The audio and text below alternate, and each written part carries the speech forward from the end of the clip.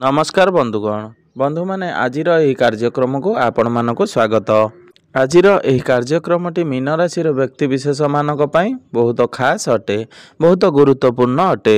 तो बंधु माने आजिर एही कार्यक्रमटी को आगो को बढ़िबा पूर्वरु जदि आपण मानकर मीन राशि होई थाए तेबे वीडियोटी को गोटे लाइक करी चैनल टी को सब्सक्राइब कर दियंतु एवं आपण माने जदि सच्चा हृदय रे ईश्वर को भक्ति करुथांती विश्वास करुथांती तेबे भक्ति एवं श्रद्धार सहित कमेंट बॉक्स रे जय जगन्नाथ जय शनिदेव अवश्य लिखि दियंतु।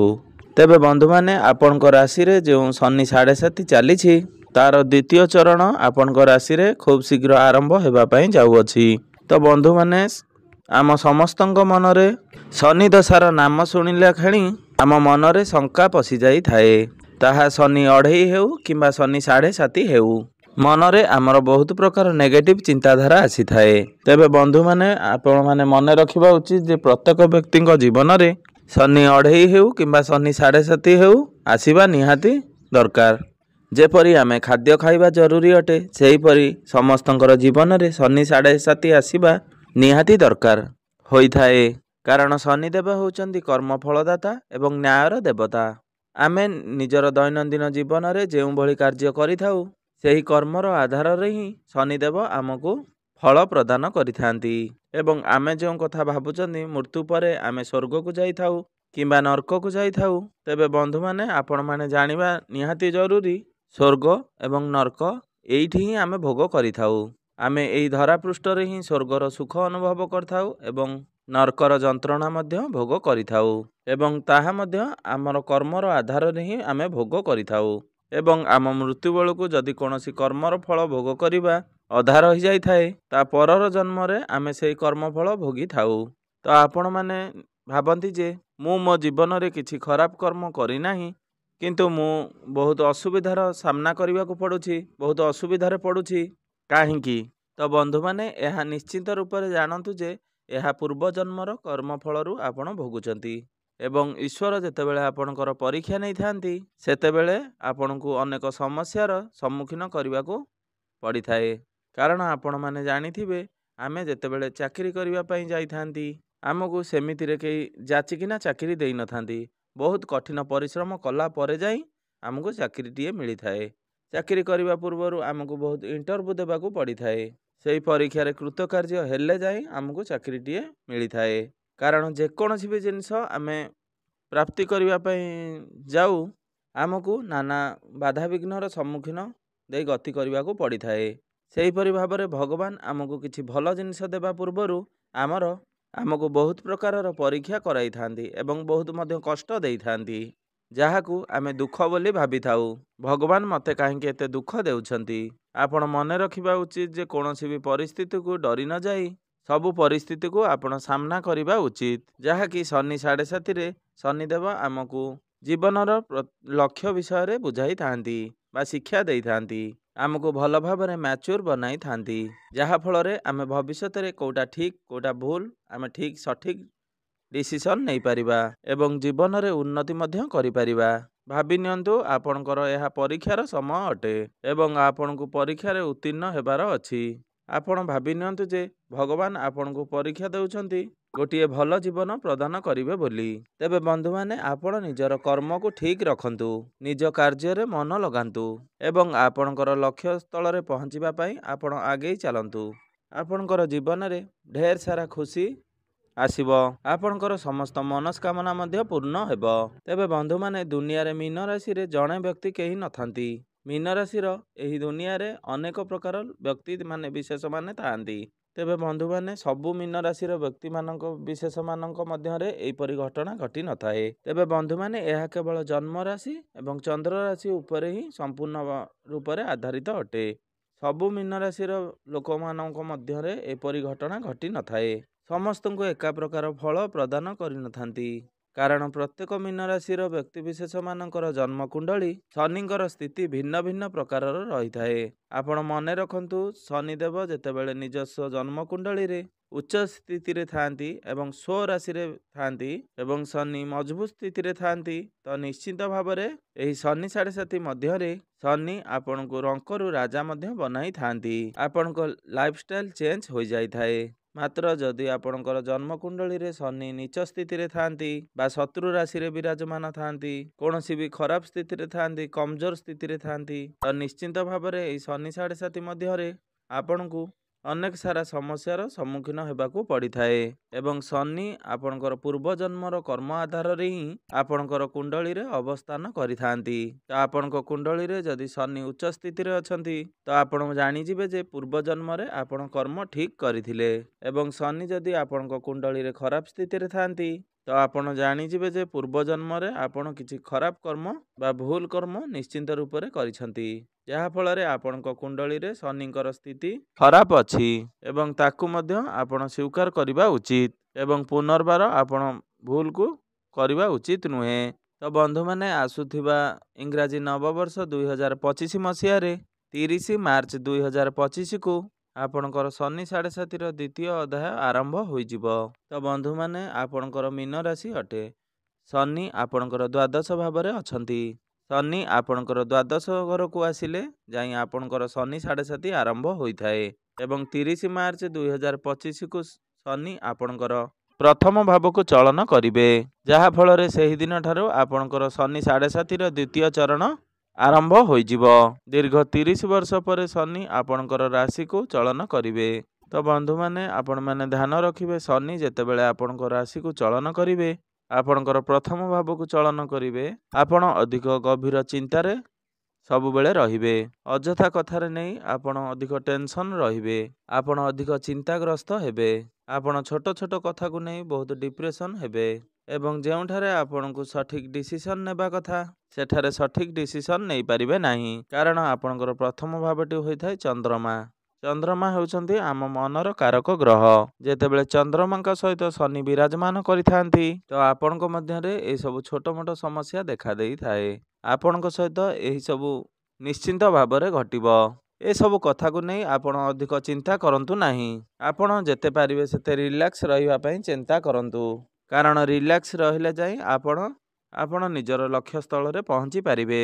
ଯଦି ଆପଣ ଅଯଥା କଥାରେ ଟେନସନ୍ ହୁଅନ୍ତି ବା ଓଭର ଥିଙ୍କିଂ କରନ୍ତି, ଆପଣ ନିଜର ଲକ୍ଷ୍ୟସ୍ଥଳରେ ପହଞ୍ଚି ପାରିବେ ନାହିଁ। ଆପଣ ସମ୍ପୂର୍ଣ୍ଣ ରୂପରେ ପଜିଟିଭ୍ ରହିବା ପାଇଁ ଚେଷ୍ଟା କରନ୍ତୁ। ଆପଣଙ୍କ ସହିତ ଯାହା ବି ଘଟଣା ଘଟୁଛି ତାହା ଆପଣ ଭାବନ୍ତୁ ଯେ ମୋର ଭଲ ପାଇଁ ହିଁ ଏହା ହେଉଛି। ଆପଣଙ୍କର ଭବିଷ୍ୟତରେ ଭଲ ହେବା ପାଇଁ ହିଁ ବର୍ତ୍ତମାନ ଆପଣଙ୍କୁ ଏତେ କଷ୍ଟ ସହିବା ପାଇଁ ପଡ଼ୁଛି। ଆପଣଙ୍କର ବୈବାହିକ ଜୀବନ ହେଉ, ଆପଣଙ୍କର କ୍ୟାରିୟର ହେଉ କିମ୍ବା ଆପଣଙ୍କର ପ୍ରେମ ଜୀବନ ହେଉ ଏବଂ ଆପଣଙ୍କର ଶିକ୍ଷା କ୍ଷେତ୍ର ହେଉ, ପ୍ରତ୍ୟେକ କ୍ଷେତ୍ରରେ ଆପଣଙ୍କ ମନରେ କନଫ୍ୟୁଜନ୍ କ୍ରିଏଟ୍ ହେବ। ଆପଣଙ୍କ ମନରେ ଦ୍ୱନ୍ଦ୍ୱ ଉତ୍ପନ୍ନ ହେବ। ଏସବୁକୁ ଆପଣ ନିଜର ମନ ଭିତରୁ ବାହାର କରିଦିଅନ୍ତୁ। ତ ଆପଣ ମନେ ରଖିବେ, ଆପଣଙ୍କ ବୈବାହିକ ଜୀବନରେ କେବେ ବି ଯୁକ୍ତିତର୍କ କରିବେ ନାହିଁ। ଯଦି ଆପଣ ଯୁକ୍ତିତର୍କ କରୁଛନ୍ତି ତ ଏହାର ଖରାପ ପ୍ରଭାବ ଆପଣଙ୍କର ବୈବାହିକ ଜୀବନ ଉପରେ ନିଶ୍ଚିନ୍ତ ରୂପରେ ପଡ଼ିବ। ଆପଣଙ୍କ ରିଲେସନସିପ୍ ଉପରେ ପଡ଼ିବ। କୌଣସି ପ୍ରକାରର ନେଗେଟିଭ୍ ଚିନ୍ତାଧାରା ଆପଣଙ୍କ ମନକୁ ଆଣନ୍ତୁ ନାହିଁ। ତ ଆପଣଙ୍କ କ୍ୟାରିୟରରେ ନିଶ୍ଚିନ୍ତ ଭାବରେ ଚେଞ୍ଜେସ୍ ଆସିବ। ଆପଣଙ୍କର ଚାକିରି କ୍ଷେତ୍ରରେ ଟ୍ରାନ୍ସଫର ହେବାର ପସିବିଲିଟି ରହୁଛି।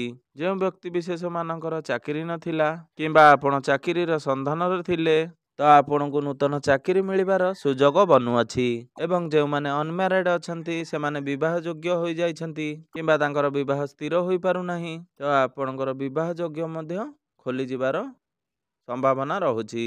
ଯେତେବେଳେ ଆପଣଙ୍କର ଶନି 7.5ର ଦ୍ୱିତୀୟ ଚରଣ ଆରମ୍ଭ ହୋଇଯିବ ସେତେବେଳେ ଆପଣଙ୍କର ବିବାହ ଯୋଗ ଖୋଲିଯିବ। ଆପଣ ଚାହୁଁଥିବା ସ୍ଥାନରେ ଆପଣଙ୍କର ବିବାହ ହୋଇପାରିବ, କାରଣ ଶନିଙ୍କର ଦୃଷ୍ଟି ଆପଣଙ୍କର ସପ୍ତମ ଭାବ ଉପରେ ରହିବ। ସପ୍ତମ ଭାବଟି ବନ୍ଧୁମାନେ ଆମର ବୈବାହିକ ଜୀବନର ଭାବ ଏବଂ ଶନି ଆପଣଙ୍କ ସମୟର ନିର୍ଦ୍ଧାରିତ କରିଥାନ୍ତି, ଅର୍ଥାତ୍ 2025 ଏବଂ 2026 ମସିହାରେ ଆପଣଙ୍କର ନିଶ୍ଚିନ୍ତ ବିବାହ ହେବାର ଯୋଗ ରହୁଅଛି। ଏଠାରେ ଆପଣଙ୍କର ଅନଲାଇନ୍ର କାମ, ମାର୍କେଟିଂର କାମ, ଟୁର୍ ଏବଂ ଡିଜିଟାଲର କାମ, ଲୁହା ସହିତ ଜଡ଼ିତ କାମ, କୌଣସି ମେସିନରେ କାମ, ଇମ୍ପୋର୍ଟ ଏକ୍ସପୋର୍ଟର କାମ, ତ ଏହି ପ୍ରକାର କାର୍ଯ୍ୟରେ ଆପଣ ଚେଞ୍ଜେସ୍ ଦେଖିବା ପାଇଁ ପାଇବେ। ଯଦି ଆପଣ ଏସବୁ ଲାଇନରେ କାର୍ଯ୍ୟ କରୁଛନ୍ତି ତ ଏହିସବୁରେ ବଢ଼ାଇବା ପାଇଁ ଆପଣ ଚେଷ୍ଟା କରିବେ। ସେସବୁ ଜିନିଷକୁ ଶିଖିବା ପାଇଁ ଆପଣ ଇଣ୍ଟରେଷ୍ଟ ଦେବେ। ଯେତେବେଳେ ଆପଣଙ୍କର ଦ୍ୱିତୀୟ ଚରଣ ଆରମ୍ଭ ହୋଇଯିବ ସେତେବେଳେ ଆପଣଙ୍କୁ ଗୋଟିଏ କଥାର ଧ୍ୟାନ ରଖିବାକୁ ପଡ଼ିବ ଯେ ଆପଣ ଅଧିକ ଚିନ୍ତା ଠାରୁ ଦୂରେଇ ରୁହନ୍ତୁ। ଯେପରି କାହା ସହିତ ଯୁକ୍ତିତର୍କ ନ ହୁଏ ସେପରିଠାରୁ ଦୂରେଇ ରୁହନ୍ତୁ। ଆପଣ ନେଗେଟିଭ୍ ଚିନ୍ତାଧାରା ଠାରୁ ଦୂରେଇ ରୁହନ୍ତୁ। ଆପଣ ଯେତେ ପାରିବେ ନିଜକୁ ପଜିଟିଭ୍ ରଖନ୍ତୁ। ତ କେବଳ ଏତିକି କଥାର ହିଁ ଧ୍ୟାନ ରଖିବାର ଅଛି। ତ ଆପଣଙ୍କର ଯେତେବେଳେ ଦ୍ୱିତୀୟ ଚରଣ ଷ୍ଟାର୍ଟ ହୋଇଯିବ ସେତେବେଳେ ଶନିଙ୍କର ଦଶମ ଦୃଷ୍ଟି ଆପଣଙ୍କର ଦଶମ ଭାବ ଉପରକୁ ରହିବ ଏବଂ ସପ୍ତମ ଦୃଷ୍ଟି ସପ୍ତମ ଭାବ ଉପରେ ରହିବ ଏବଂ ତୃତୀୟ ଦୃଷ୍ଟି ତୃତୀୟ ଭାବ ଉପରେ ରହିବ। ତ ଯେତେବେଳେ ଶନିଙ୍କର ଦଶମ ଦୃଷ୍ଟି ଦଶମ ଭାବ ଉପରେ ରହିବ ତ ସେତେବେଳେ ଆପଣ ହାର୍ଡୱାର୍କ ଅଧିକ କରିବେ। ଆପଣଙ୍କ ପାଖକୁ ଟାର୍ଗେଟ୍ସ ଆସିବ। ମାତ୍ର ଯେତେ କାମ ଆସିଲେ ମଧ୍ୟ ଆପଣ ସେ କାମ ଗୁଡ଼ିକ ସୁରୁଖୁରୁରେ କରିନେବେ।